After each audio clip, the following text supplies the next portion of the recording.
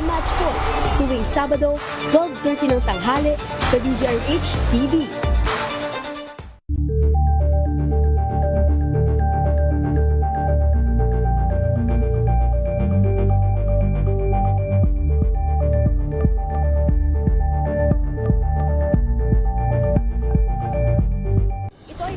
Naitalang 17 individual na ang kanilang naaresto. Metro Manila Development Authority o MMDA ang No Contact Apprehension Policy o NCAP sa Metro Manila. Sa ilang mga dokumento ay peke. Hindi rin legal ang employment na ipinangako sa kanila. Sa mata ng batas, mananagot ang sangkot at may sala. Dahil sa bawat paglabag, may karampatang parusa. Alamin ang mga pananagutan sa likod ng mga bawal. Dito sa Hoy! Bawal Yan, tuwing Sabado, alas 11:30 ng umaga.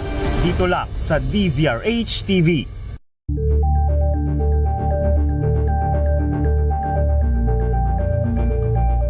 Curious ka ba sa maraming bagay? Kami na ang bahala dyan. Oras natin sa buong Pilipinas, alas 3:07 ng umaga. Saan man mangyari ang balita, Luzon, Visayas at Mindanao, hagip ng balitang Pronti.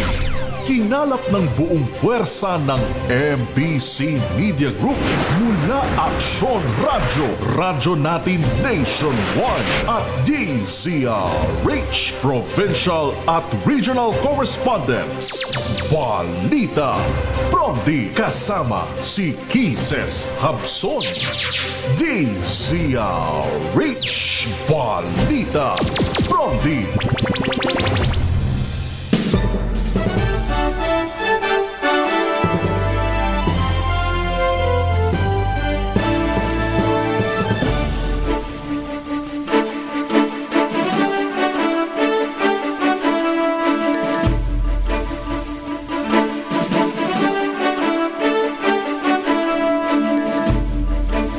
Magandang umaga Luzon, Visayas, Mindanao, Pilipinas.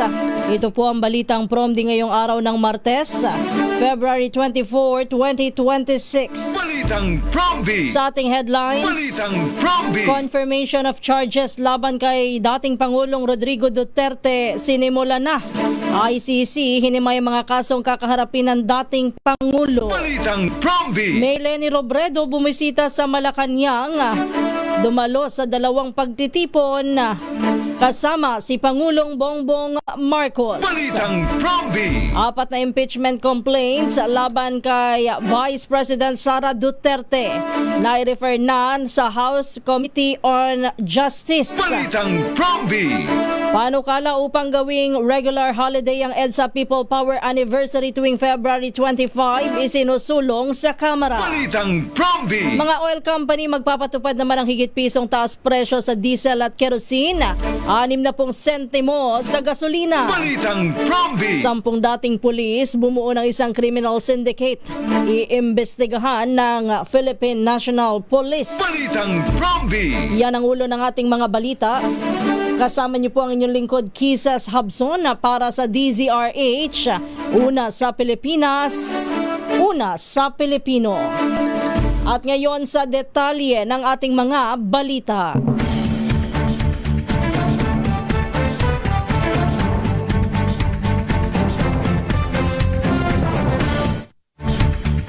Umarangkada na ang confirmation of charges hearing ng International Criminal Court laban kay dating Pangulong Rodrigo Duterte. Kaugnay ito ng kasong Crimes Against Humanity. Nagsimula ang pagdinig alas 9 ng umaga sa Courtroom 1 ng ICC headquarters sa The Hague, Netherlands o alas 5 ng hapon dito sa Pilipinas. Binubuo ang ICC Pre-Trial Chamber 1 na presiding judge Julia Antoniela Motoca at ni Judge Rain Adelaide Sophie Alapini Gansu at si Maria del Socorro Flores Leira. Sa kanyang opening statement, ginit naman ni ICC Deputy Prosecutor Mame Madiay na niya nga makatutulong po ang kaso upang maitaguyod ang katotohanan at makamit ang hustisya para sa mga biktima. Hindi naman dumalo sa confirmation hearing si dating Pangulong Rodrigo Duterte at sa halip ay kinatawan siya ng kanyang lead counsel na si Nicolas Kaufman kasama ang ilang Pilipinong abogado sa pangunguna naman ni dating Executive Secretary Salvador Medialdea. Nilinaw ni Motok, ang layunin po ng confirmation of charges hearing ay hindi upang tukuyin kung guilty o inosente ang akusado. Sa halip, susuriin lamang ng panel kung may sapat na ebidensya upang paniwala ang nagawa ng akusado ang mga krimeng ibinibintang laban sa kanya. Kapag nakumpirma ito, isasangguni ang usapin sa trial chamber na siya namang magpapasya kung guilty o hindi ang akusado. Balitang Promdi. Sa kaugnay na balita, hinimay ng ICC Court Pre-Trial Chamber 1 ang bilang ng mga crimes against humanity laban kay dating Pangulong Duterte. Ayon sa ICC, kabilang sa mga kaso ang murder bilang krimen laban sa sangkatauhan, kaugnay ng insidente sa Davao City noong alkalde pa ang dating Pangulo, na may kabuoang 19 na umano'y biktima mula 2013 hanggang sa June 2016. Kasama rin ang murder as a crimes against humanity ng mga tinukoy na high-value targets noong siya ay Pangulo ng Pilipinas na may 14 na umano'y biktima mula July 2016 hanggang July 2017. Ang ikatlong bilang naman ay murder at attempted murder bilang krimen laban sa sangkatauhan sa iba't ibang lugar sa ating bansa noong siya ay Pangulo na may 45 na umano'y biktima 16 hanggang September 2018. Tatagal ng 4 na araw ang pagdinig hanggang sa February 27 upang matukoy kung may sapat na ebidensya para ituloy ang paglilitis laban sa dating Pangulong Rodrigo Duterte. Balitang Promdi. Standby lang Freddy Fajardo. Naghain ng ilang mambabatas mula sa oposisyon ng dalawang magkahiwalay na resolusyon na nagsusulang upang muling sumapi ang Pilipinas sa International Criminal Court o ICC. Pinangunahan ni Representative Renico, Antonio Tino at Sara Jane Lago ng Makabayan Black ang paghahain ng House Resolution 809. Habang ang House Resolution 811 ay isinumiti naman ni Akbayan Party List Representative Percy Sendanya kasama sina Representative Chel Jokno at Dada Kiram Ismula. Gayon din si Dinagat Islands Representative Kaka Bagaw.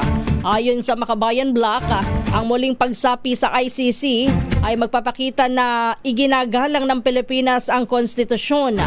Dagdag pa nila, makatutulong ang pagbabalik sa ICC upang maibalik din ang tiwala ng pandaigdigang komunidad sa sistemang panghukuman ng bansa. Para sa kay Sendanya, ang pagbabalik din sa ICC ay isang hakbang ng pakikiisa sa mga biktima ng extrajudicial killings sa ilalim ng nakaraang administrasyon. Balitang Promdi.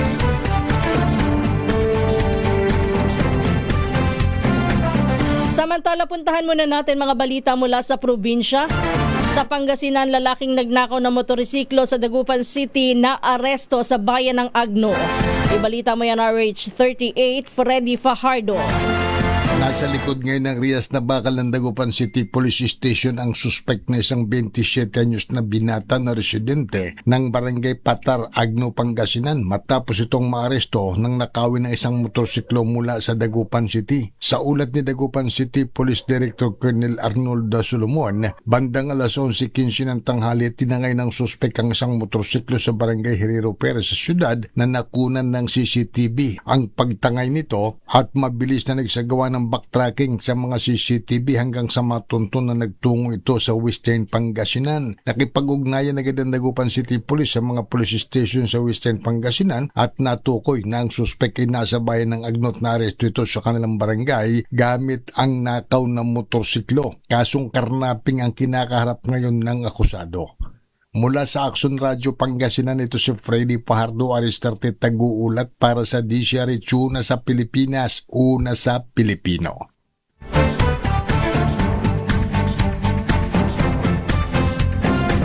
Maraming salamat, Freddy. Muli naman nagkita sina Pangulong Ferdinand Marcos Jr. at Naga City Mayor Leni Robredo ilang araw lamang matapos silang magkasama sa flood control project inspection ng presidente sa syudad noong Sabado. Yan ay makaraang dumalo naman si Robredo sa paglulunsad ng programang Sa Bagong Pilipinas, Bawat Bayan Makikinabang na ginanap sa Malacanang kahapon. Layo ng programa na palawakin ang Local Government Support Fund at dagdagan ng ayuda ng national government sa local government. Bukod kay Robredo, naroon din sa pagtitipon si Manila Mayor Isko Moreno Dumagoso kung saan ay kinunan pa ang dalawa na magkasama at katabi si Pangulong Bongbong Marcos. Ito po ang unang pagbisita ni Robredo sa Malacanang mula nang matalo sa halalan noong 2022. Samantala, muli rin na nagkita sa signing ceremony sa pagitan ng Department of Education at City Mayor sina Robredo at PBBM sa nationwide classroom building program. Sa isang larawan po na ibinahagi naman sa social media, makikita na kasama ni Robredo sa tanghalian sa palasyo sina Executive Secretary Ralph Recto at Pasig City Mayor Vico Soto. Una nang kumalat ang mga espekulasyon sa posibleng Leni Marcos tandem sa 2028 elections. Yan ay makaraang i-anunsyo naman ni Vice President Sara Duterte ang kanyang plano na pagtakbo bilang Pangulo sa susunod na halalan. Balitang Prompty. Samantala, minaliit naman ni Caloocan 3rd District Representative Edgar Erice ang posibilidad ng tambalang Leni Robredo at Bongbong Marcos sa 2028 presidential elections. Ito'y kahit na lumalakas sa mga espekulasyon tungkol dito, makaraang magkita sina Robredo at ang Pangulo sa Naga City sa inspeksyon ng flood mitigation effort ng lungsod ng Naga sa ilalim ng Oplan kontra baha. Magugunitang nagsuot pa ng pink na medyas si Pangulong Marcos sa naturang pagtitipon. Pero sabi ni Erice, malabong magkaroon ng koalisyon sa pagitan ng administrasyon at ng Liberal Party kung saan kabilang si Robredo. Kahit anya ang mga yumaong leader ng partido ay tiyak na babangon sa kanilang libingan kung mangyayari ito. Giit ni Erice, wala pang formal na talakayan ng partido kung sino ang kanilang standard bearer sa 2028. Naniniwala din si Erice na maging si yumaong dating Pangulong Benigno Noynoy Aquino ay hindi susuportahan ang pakikipag-ugnayan sa kasalukuyang administrasyon. Balitang Prompty. Alas 3:18 na po ng umaga. Samantala sa isang bihirang pagkakataon, nagsama-sama sa isang event nga sa Malacanang ang tatlo sa mga kinikilalang good governance champions ng Kaya Natin Movement for Good Governance and Ethical Leadership.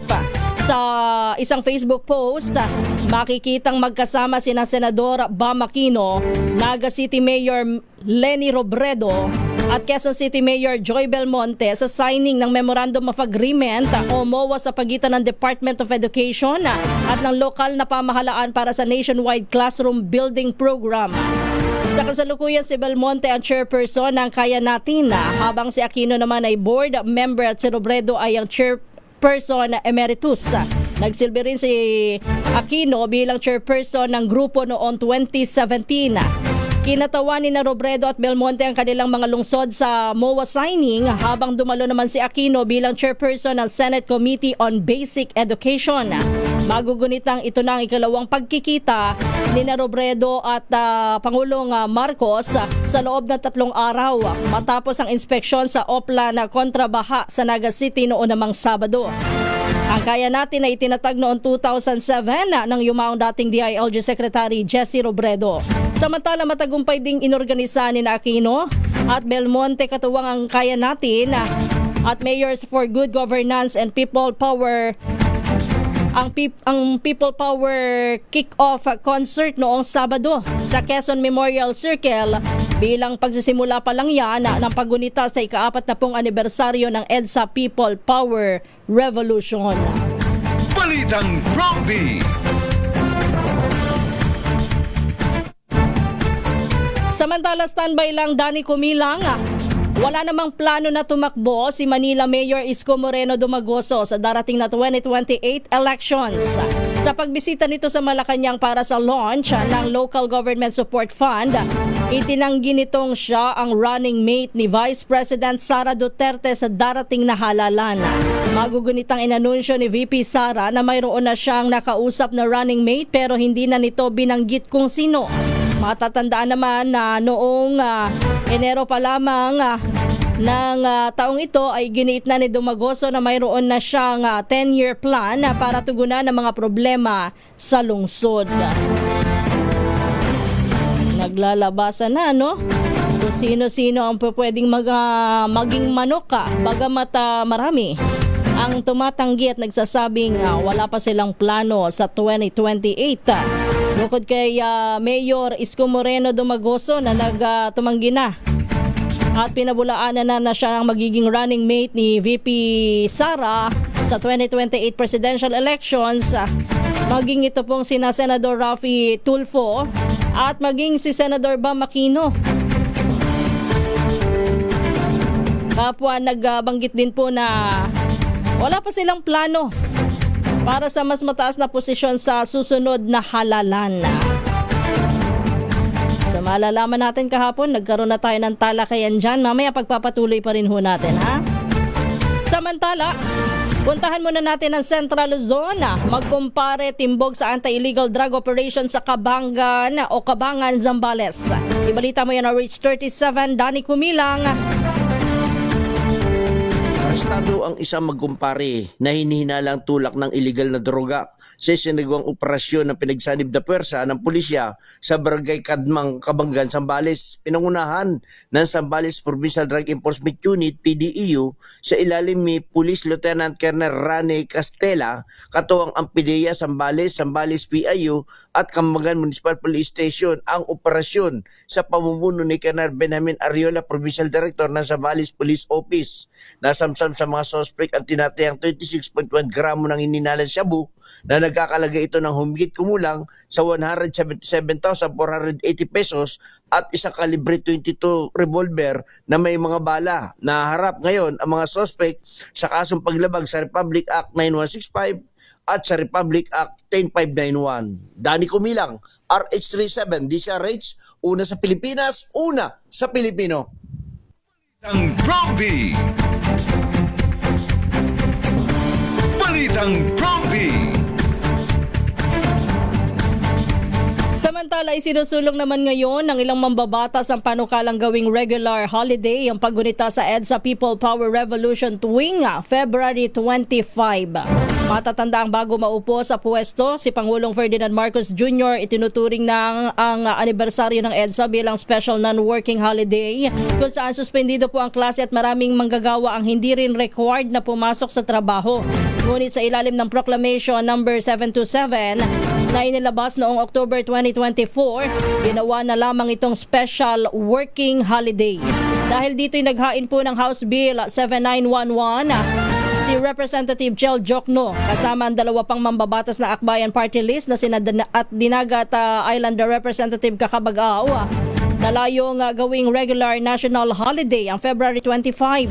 Ito yung pangganap na kilalanin ang makasaysayang pag-alsa na nagpatalsik sa diktadura noong 1986 at nagpanumbalik ng demokrasya sa bansa. Ayon kay Jokno, higit pa sa isang petsa sa kasaysayan ang February 25, 1986, kundi simbolo ng tapang pagkakaisa at kapangyarihan ng sama-samang pagkilos ng mga mamamayan. Anya, responsibilidad ng pamahalaan na igalang ito ng may buong pagkilala at dignidad bilang regular na holiday. Samantala, puntahan muna natin ang Western Visayas. Ganban ipinatupad para naman sa ASEAN meeting sa Iloilo City. Jocelyn Make ng Action Radio Iloilo sa detalye. Balitang Prompty! Nagpatupad ng gun ban ng Philippine National Police sa Iloilo City para sa ASEAN meetings. Ayon kay Police Colonel Wilbert Parilla, officer in charge ng Iloilo City Police Office, magtatagal ang gun ban hanggang last 11:59 ng gabi sa Marso 1. Layo ng gun ban na mapanatiling mapayapa ang lungsod at mapasiguro ang safety ng mga delegado habang isinasagawa ang 49th meeting of the High-Level Task Force on ASEAN Economic Integration. Magiging mahigpit ang pagbabantay ng mga otoridad sa 4 na araw na event na magsisimula sa February 25 hanggang 27. Mula sa Action Radio Iloilo, ito si Jocelyn Maque para sa DZRH, una sa Pilipinas, una sa Pilipino.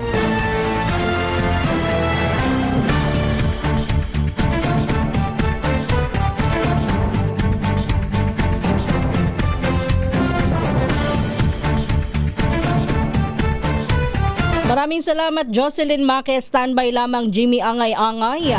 Sa oras na alas 3:26 ng umaga, ide-deploy naman ng National Capital Region Police Office o NCRPO ang mahigit 13,000 pulis upang tiyakin ang seguridad sa paggunita ng EDSA People Power Anniversary at ang gaganaping ika-3 trilyon peso march sa Metro Manila. Sa kabuuan, 13,448 police personnel ang itatalaga sa mga convergence area, pangunahing kalsada, transport hubs at iba pang mahalagang lugar para matiyak ang kaligtasan ng publiko. Ayon sa NCRPO, mananatiling no rally zones ang Mendiola at ang paligid ng Malacanang pero naka-standby pa rin ang mga pulis sakaling may sumiklab na kilos protesta malapit sa mga nabanggit na lugar. Pinaalalahanan naman ng pulisya ang mga lalahok sa mga aktibidad na iwasan ang anumang uri ng karahasan na maaari pong makasira sa kaayusan at kapayapaan sa buong paggunita ng EDSA People Power Anniversary. Balitang Bromby! Naka-alerto na rin ang iba't ibang regional units ng pulisya oras na sabayan ng mga rally ang pre-trial at ang EDSA People Power Anniversary sa February 25. Inilagay po ni Nartates ang lahat ng PNP units upang sumuporta sa isasagawang People Power Anniversary. Tiniyak naman ng PNP ang maximum tolerance at pananatilihin na sila'y magiging profesional. Kasado po ang People Anniversary o People Power Anniversary sa February 25 kung saan ay inaasahang iba't ibang grupo ang magsasagawa ng kilos protesta. Balitang Bromby! Nakalatag na rin ang security measures ng Armed Forces of the Philippines, particular na ang NCR Command para sa kasadong pagtitipon sa ika-40 anibersaryo ng EDSA People Power Revolution sa February 25. Ayon kay AFP NCR Command spokesperson Major Maria Rowena Dalmasio, routine preparedness ito at Philippine National Police pa rin ang lead agency sa pagpapanatili ng kaayusan sa rehiyon. Gayunman, naka-standby pa rin umano ang militar sakaling tapikin sila ng mga resback at mga kagayang koordinasyon. Nauna nang binanggit po ng PNP na wala naman silang namomonitor na banta sa People Power Anniversary Assemblies. Balitang Bromby! Dakuan muna natin balita sa Eastern Visayas. Kasalan sa Piitan isinagawa naman sa Tacloban City Jail ngayong Love Month. Ang detalye balita mo yan on Reach 32, Jimmy Angay-Angay. Ilang persons deprived of liberty PDL sa Tacloban pinag-isang dibdib ng City Civil Registrar. Ito ang sinabi ng Tacloban City Civil Registrar Officer Imelda Rua sa isang panayam.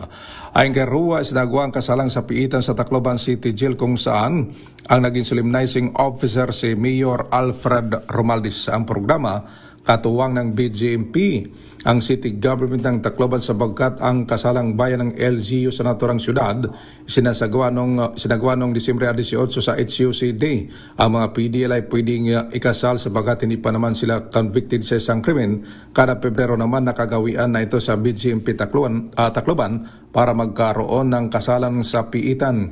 Ngayong buwan pinagdiriwang ang ika-36 na taon na Civil Registration Month, kaya isa ito sa kanilang mga aktibidad kasama ng free late registration. Mula dito sa DYVL Action Radio Tacloban, ito si R32 Jimmy Angay-Angay para sa DZRH, una sa Pilipinas, una sa Pilipino. Balitang Promvi. Thank you, Jimmy Angay-Angay. Standby lang, Jane Galit Bantayan. Formal naman na sinimulan na ang impeachment proceedings laban kay Vice President Sara Duterte matapos na i-refer ng House Committee on Rules ang 4 na impeachment complaint sa House Committee on Justice. Sa plenary session, isinama sa order of business ang 4 na reklamo bago ito tuluyang na i-refer sa komite. Pinangunahan naman ni Deputy Speaker Ferhenel Biron ang sesyon at siya na ang naganunsyo ng referral ng mga reklamo sa Justice Panel. Dahil sa hakbang na ito, umiral na ang tinatawag na one-year bar rule na nangangahulugan ng susunod na impeachment proceedings laban po kay Vice President Sara Duterte ay maaari lamang simulan makalipas ang 1 taon. Posibleng masimulan na rin ang hearing sa susunod na linggo ng Committee on Justice na pinamumunuan naman ni Representative Jervil Luistro para matukoy kung sufficient in form at in substance ang inihaing reklamo. Balitang Promvi. Walang kinalaman ng mga lider ng Kamara para maihabol at maihain ang ika-4 na impeachment complaint laban kay Vice President Sara Duterte. Sagot ito ni House Deputy Speaker Paulo Ortega V, isa sa 2 endorser sa inihaing ika-4 na impeachment complaint laban sa Vice Presidente. Itinanggi ni Ortega na sina dating House Speaker Martin Romualdez at House Speaker Faustino Day III at House Majority Leader Sandro Marcos ang nagbigay ng basbas para sa naturang reklamo. Una rito ay pinalutang ni Congressman Toby Chanco na si Romualdez umano ang may gustong magsampa ng reklamo kontra sa Vice Presidente. Bumuelta naman si Ortega kay Chanco, patunayan niya ang kanyang mga aligasyon. Balitang Promvi.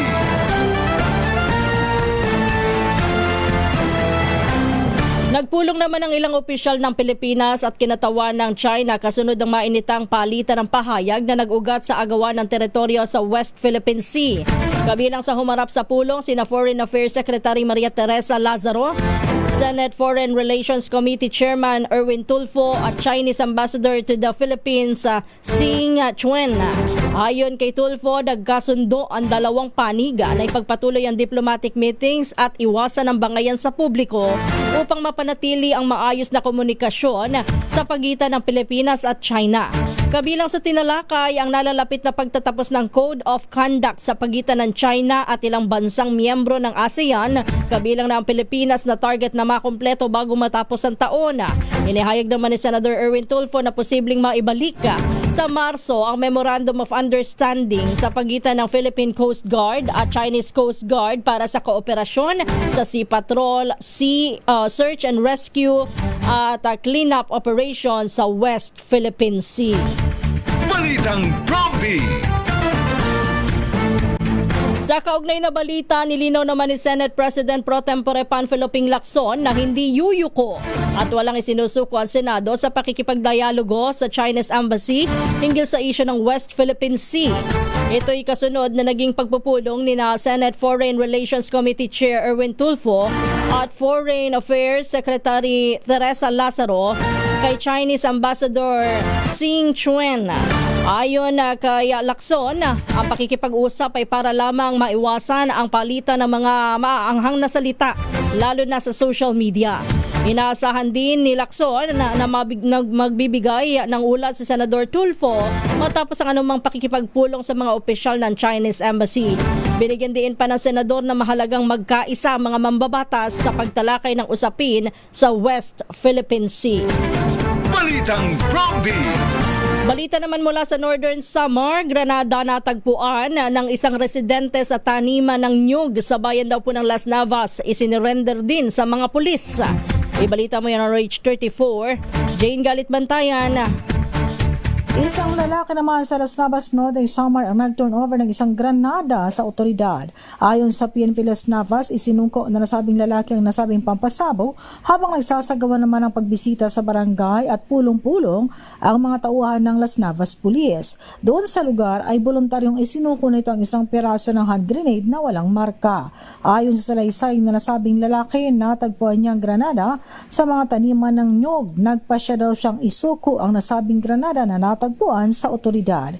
Kasalukuyan itong nasa kusuriya ng Las Navas Municipal Police Station sa supply section at ito ay tuturn over naman sa Northern Samar Provincial K9 Unit para sa wastong disposisyon. Mula sa Aksyon Radyo Katarman, RH34 Jane Galit Bantayan ng DCRH. Una sa Pilipinas, una sa Pilipino. Balitang Prompty.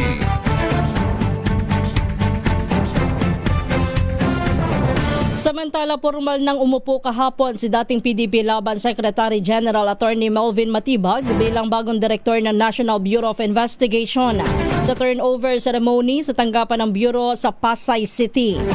Inilipat ni Attorney Lito Magno ang tungkulin kay Matibag na inilatag naman o na itinalaga naman ni Pangulong Bongbong Marcos. Sa kanyang mensahe, nagpasalamat si Matibag sa mainit na pagtanggap ng mga empleyado sa kanya at humiling ng tulong para magampanan niya ang kanyang tungkulin. Kasabay nito'y nanawagan naman ng bagong direktor sa NBI at sa mga gumagamit po ng kanyang pangalan na tigilan na ang illegal na paggamit sa kanyang pangalan. Una na sinabi ni Matibag sa DZRH na nagbitiw siya sa PDP Laban ni dating Pangulong Rodrigo Duterte dahil sa pagkakaiba nila ng prinsipyo.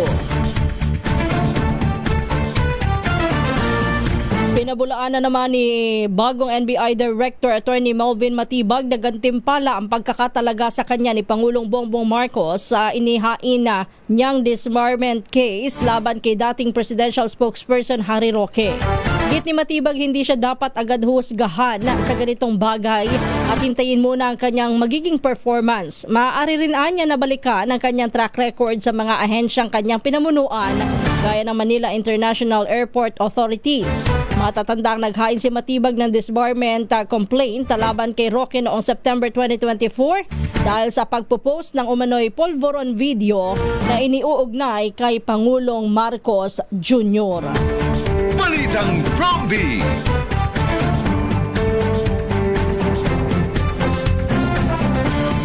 Inatasan naman ni PNP Chief General Jose Melencio Nartates Jr. ang Directorate for Intelligence at CIDG para imbestigahan ang umano'y bagong sindikatong binuo ng mga dating personnel ng pulisya.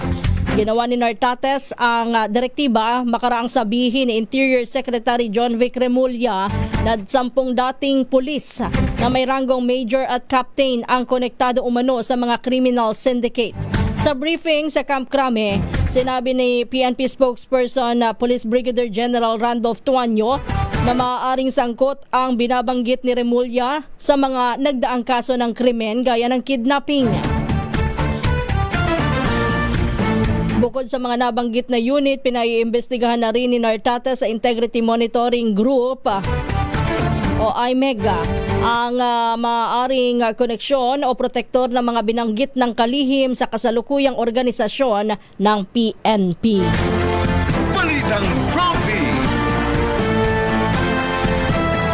Kasado na naman ang panibagong taas presyo sa produktong petrolyo ngayong araw. Sa anunsyo po ng mga oil company, tataas ng 1 peso and 20 centavos ang bawat litro ng diesel at kerosene, habang tataas naman ng 60 centavos ang kada litro ng gasolina. Epektibo ang oil price adjustment ng mga kumpanya ng langis alas 6 ng umaga mamaya. Ito na po ang ika-7 sa taas presyo ng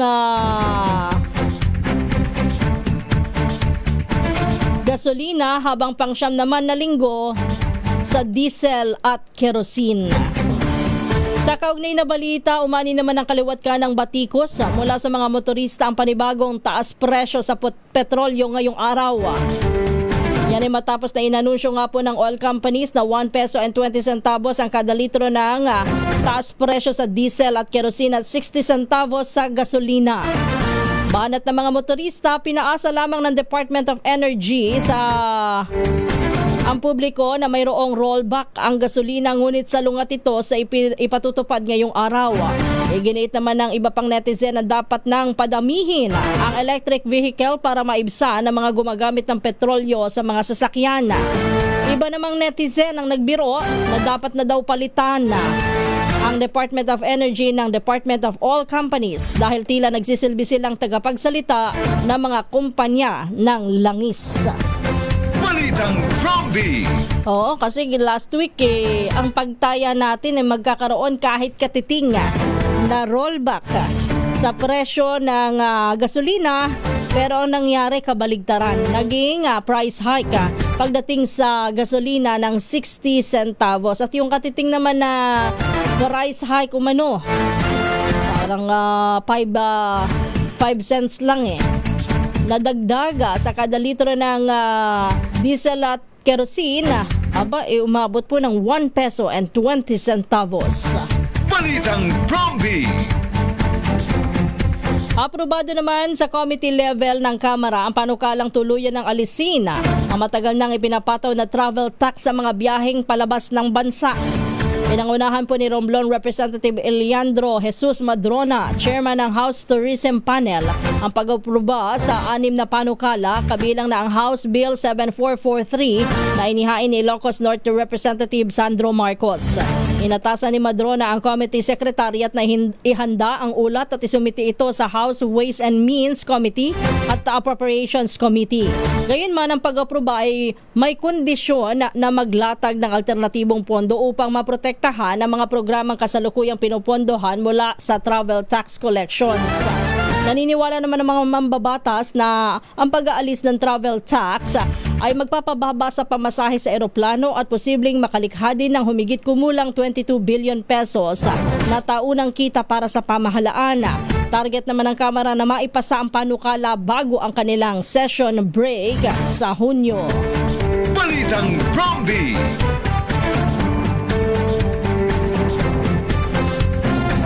Pinayuhan naman ng Philippine Health Insurance Corporation o PhilHealth ang kanila pong mga miyembro. Pinaalalahanan po kayo samantalahin daw nyo po ang preventive oral health benefit na nagkakahalaga ng hanggang 1,000 pesos bawat taon.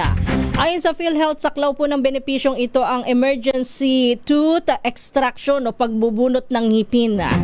At iba pang serbisyong dental tulad ng oral screening, dental prophylaxis o yung paglilinis po ng ngipin. Kasama na rin po dyan yung fluoride varnish application o yung fluoride application. Sa bagay kapag ikaw ay sumailalim sa prophylaxis, tatanungin ka kung with fluoride po ba? Ayan, lalagyan na rin yan. At paglalagay ng dental sealant para sa proteksyon ng ngipin. Ang dapat lamang anya ay magtanong sa napiling yakap clinic upang ma-refer sa mga accredited oral health benefit package provider. Kabilang na ang primary care dental clinic at health facilities na lisensyado ng Department of Health o DOH. Samantala, pinaalalahanan din po ng DOH na mahalagang magpa-dental check-up nang hindi bababa sa 2 beses kada taon upang mapanatili ang maayos na kalusugan ng ngipin at ng bibig. Pero sana panawagan sa Department of Health at ganun din sa Department of sa PhilHealth. Kasi binabasa ko yung mga serbisyong saklaw nitong PhilHealth oral package. Okay lang yun, yung bunot. Talagang medyo may price yan. Tsaka yan ay mga biglaan. Pero sana isama nyo na rin pati yung pagpapasta ng ngipin. Kasi yan ang mahal Minsan, kung lalo na mga Pilipino na hindi laging nagpapalinis ng ngipin, ang karamihan dahil mahal daw, 2 beses sabi nga ng aking dentista dapat ay every 6 months ang paglilinis ng ngipin. Yan. Sa mga Pilipino ho na nagtitipid, minsan hindi na yan na gagawa. So ang tendency ho, umaabot na po, pupunta lang yan sa dentista kung magpapabunot ng ngipin o kaya naman ay magpapapasta kasi may sira na. Kung minsan di pa napapatuloy o nagpapatuloy sa pagpapasta hanggang sa mabulok na yung ngipin, hanggang sa bunutin na lang yung ngipin, kasi ho, hindi na po naaagapan sa pasta dahil, ayun na naman na, nagtitipid, walang pera. Sana isama nyo ho sa PhilHealth Oral Service o Preventive Oral Health Benefit ang pasta. Tsaka yung 1,000 pesos. Sa cleaning, pwede yan. Sa bagay, bawas lang naman, pwede na. Balitang Promdi. Kaya lang kung minsan kapag ikaw nagpa-check up ng ngipin hindi lang naman isang ngipin ang aayusin, 2, 3 pag nakita yan ng dentista. Yung 1,000 kulang talaga. Kahit bawas ho, kulang pa rin. Medyo mataas na ho ngayon ang rate talaga sa mga dentista. Balitang Promdi. Alas 3:45.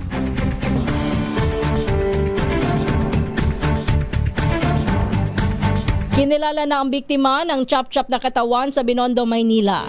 Ayon kay NCRPO spokesperson Major Hazel Asilo, ang biktima ay isang Chinese national batay sa kanyang ID na na-recover mula sa lugar na pinangyarihan po ng krimen. Gayunpaman, tumanggi po ang opisyal na banggitin ang pangalan ng biktima habang nagpapatuloy pa ang investigasyon. 2 naaresto naman na Chinese national habang 4 na iba pang individual ang pinaniniwala ang may kinalaman din sa krimen. Ang grupo ay registered tenant ng condo unit kung saan mistulang kinatay ang biktima bago isinilid sa drum ang kanyang pinagputol-putol na katawan. Utang ang tinitingnang motibo sa naturang krimen.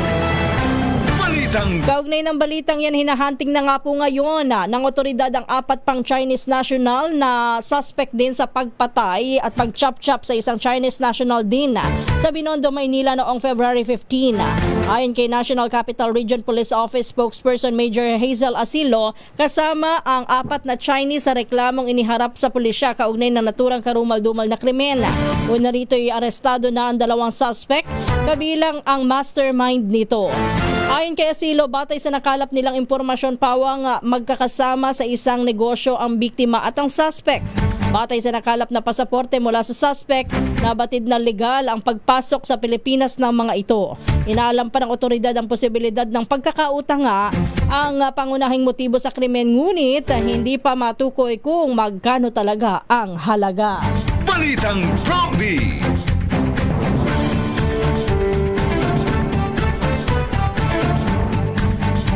At ang ating oras, 13 minuto.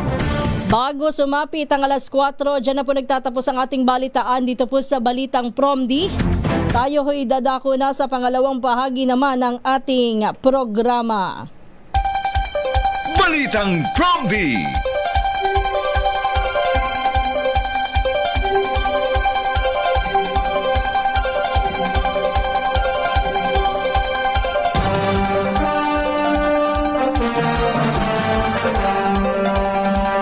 Isang magandang umaga po ang ating pagbati sa lahat ng mga nakikinig, nanonood at nakatutok ngayon sa ating programa. Ito nga po ang Balitang Promdi. Kumusta na po kayong lahat?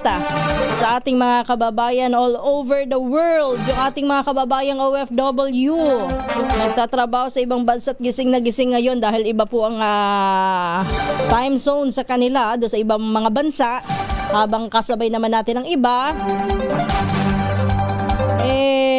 Kumusta na po kayo at hangad natin ang inyong mabuting kalusugan at kondisyon. Usapang politika pa rin ba? Tama na muna. Ang layo pa ng 2028 national elections. Kung tutusin, next year, 2027. Ngayon taon, Ngayon taon, magkakaroon ho ng barangay and SK. Bakit hindi muna yan ang tutukan ninyo? Bago ang national elections. Ngayon ay 2026. Next year, 2026. 2 taon pa. Well, anyway, ang daming mga espekulasyon. Simula nang mag-anunsyo po si VP Sara sa kandidatura sa 2028 elections. Sino nga ba ang kanyang magiging katambal? At saka talaga bang merong something sa madalas ngayong pagkikita ni na PBBM at dating Vice President Leni Robredo? May kahulugan nga din kaya ang madalas na pagkakasama din. Anyway, magkapartido naman sila ni na Senator Bam Aquino at saka ni Mayor Leni. How about si Yorme Isko na kinuhanan pa ng larawan kasama si VP Leni? At syempre, hindi rin ako mawawala sa picture. Parang pati si Mayor Bicoy ginagawa ng isinasama din sa larawan Matapos na makita naman silang magkasama din kahapon. Dami. Antabayan na natin sa mga susunod. Pero welcome pa rin po yung mga hindi ko nabasa kahapon na mga comments. Sige, go ahead. I-message nyo po sa akin at atin pong babasahin yan. And bago ang ating ibang mga pagbati pa rin today, unahin ko na ang aking isa sa mga matatalik na kaibigan na nagdiriwang ng kaarawan, Mama Jalen Garcia Florino. Good morning and happy birthday sa iyo, Mama Ja. Batiin ko rin si Onans Acedera de la Cruz na lagi din pong nakikinig mula dyan sa Northern Samar. Good morning at maraming salamat sa iyo,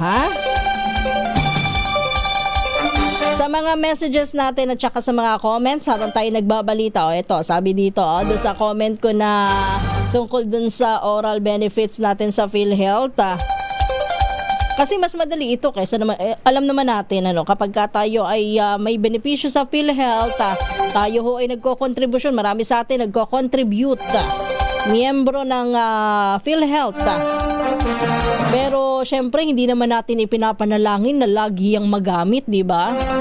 Kasi kapag ka nagamit mo yan, ibig sabihin, isa na sa ibig sabihin yan, baka may sakit ka. Di ba? Pero yung ganito, yung mga oral services, tsaka yung mga check-up, o yun, okay yun. Sabi po ni Ohenso D, dapat din daw po ay covered ng PhilHealth and dental braces. Pero kasi mahal na yun Kaysa naman ubusin nila sa mga bad habits, result diseases. Kung malaki naman ang contribution ng member, bakit ipagdadamot? May punto din naman. Lalo na ngayon yung iba sa ating, nalulungkot ako na yung iba sa ating mga kababayan, ang ginagawa pala, ngayon ko lang nalaman, pati pala yung mga braces at saka yung mga ngipin na false teeth, ginagawa ng DIY. Tuloy kapag may nakita kasi akong video na ginagawa na yun. So, kinakabit pati yung braces para magmukhang aesthetic. Yung iba naman, kaya yung ginagawa kasi wala pang pera pang... Ako, may kilala ako na walang ngipin. Hindi siya makapagpapustiso kasi wala pa. Kahit na nagtatrabaho siya ay kulang pa sa ipon niya. Ibig sabihin, hindi yun prioridad ng ipon niya. Di na lang daw siyang ngingiti para hindi masyado mapansin yung kanyang kulang ng ngipin. So, ang ginawa, although hindi pa naman yata niya sinusubukan, pero minsan ay nakita ko ring bumili ng false teeth, yung mga DIY nga. Nakakalungkot kasi gustuhin mo man na ikaw ay magpapustiso, halimbawa. Kung gano'n naman na kulang ang pera dahil nga sa mahal ng bilihin, daming gastos, lalo na kung ikaw ay pamilyado, tapos ang baba lang ng sahod, kung ganyan pa, patuloy ang pagtaas ng petrolyo. So, hindi mo na kuminsan yung mga bagay na pwede mong, kumbaga, i-tolerate na lang. Kalimutan na lang muna at ipagpabukas na lang. nakakalimutan ho natin. So ang gagawin na lang, gagawa ng paraan sa mas murang halaga na hindi na natin naiisip kung minsan na yung ating mga DIY na yan mas lalong makakasira. Pati yung mga totoong ngipin natin madadamay sa pagkasira. Ay nako, no? Samantalang sa ibang bansa ang isyong kalusugan hindi binabaliwala. Yan po ay libre sa kanila sa gobyerno. Dito sa atin, mismo nga mga miyembro ng mga ahensya na ikaw ay nagkokontribusyon at binabawasan kung minsan hindi mo magamit-gamit pa. Magamit mo man, para kang napapagdamutan pa. Doon sa mga kumbaga obligatories na alam mong kinakaltasan ka, ha? Hoy, pero pagbati po muna ng isang magandang umaga. Happy viewing, happy listening din ho ang ating pagbati kay Ma'am Becky Tisuka. Laging nakikinig po yan sa atin. Si Mr. Filemon Mamuwad, si Ma'am Evan lang. Good morning and happy viewing din po sa inyo. Pagbati rin kay Ivy Gutierrez, lagi ding nakikinig sa ating programa. Ganon din ang ating pagbati kay Lani Rehuso. Good morning sa iyo, Miss Lani Rehuso mula sa Kidapawan. Tama ba? Ayan, Kidapawan City.